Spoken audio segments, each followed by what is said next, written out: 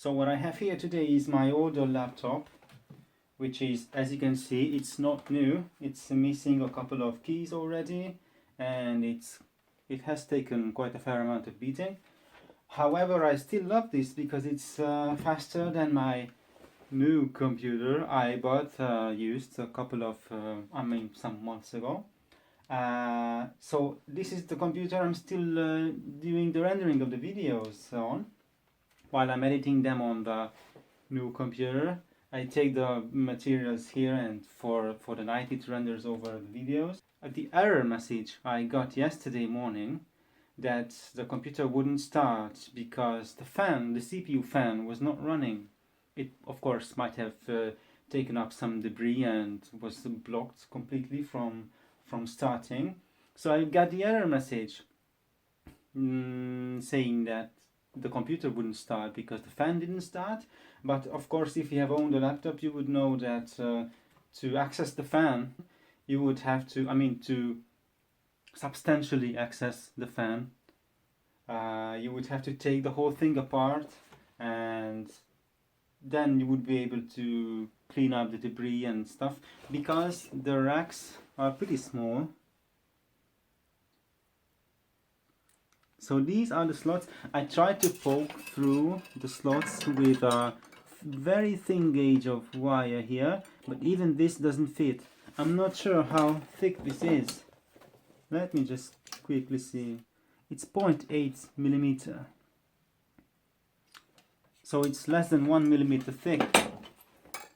And still I was not able to poke through the holes to clean up the CPU fan. So what I did eventually was grab my router and I cut it open like this. Just get it open. Did some pokey, you know, and then it worked like wonders. You know, it just started instantly. So my message for laptop manufacturers: you could just design a hatch which we could open up, do the pokey, close it back again, and the maintenance of the CPU fan would be much easier and of course user friendly. You know, I know that those pressured air cans really do work. Something like this, with which you can blow pressured air into your fan, but it doesn't work all the time. I mean, most of the time it doesn't work. So it would really help if there was a hatch to open and close and do more substantial maintenance on the CPU fan. Thanks a lot, especially for laptop manufacturers if you have watched it. And I'm not going to tell you what kind of brand it is, I just covered it up. But please, laptop manufacturers, be more user friendly. Well, thank you for having watched my video message, especially if you are a laptop manufacturer. If you are a laptop manufacturer, then hit the like button below. If you are not a laptop manufacturer, then hit the subscribe button below.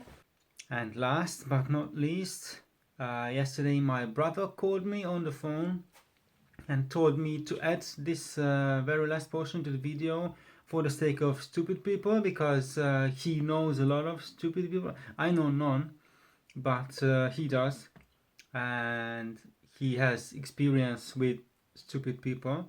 So he told me to add this specific bit to tell you not to modify the exoskeleton of your laptop or otherwise computer under any circumstances. Basically, this laptop is well over its life expectancy. It's well beyond any imaginable warranty period, and it is really close to her death. That's why it seemed as a last resort to me to allow her to breathe a little more easily. But I did it and showed it to laptop manufacturers so that you will not have to. So please don't do. Not with a router, not with knives or other implements harming the exoskeleton of laptop computers. is really not a good thing.